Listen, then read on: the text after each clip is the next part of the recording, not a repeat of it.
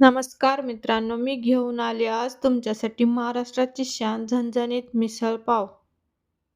ती 2 कांदे, खोबऱ्याचा तुकडा, लसूण 4 पाकळ्या आणि थोडंसं आलं मंद आचेवर जाळीवरती छान भाजून घेतलं.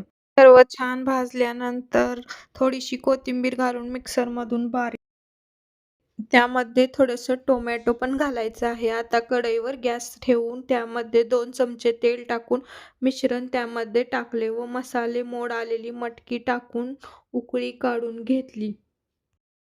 तर असा उसळ, खास तिखट रस्सा, भरपूर कांदा, फरसाण आणि वरून कोथिंबीर आणि बाजूला मऊ-मऊ गरम-गरम पाव. तर तयार आहे आपली गरम-गरम मिसळ पाव. तर व्हिडिओ आवडला असेल तर लाईक करायला विसरू नका, शेअर करा, सबस्क्राईब करा आणि कमेंट करून मला नक्की सांगा व्हिडिओ कसा बनला आहे तो.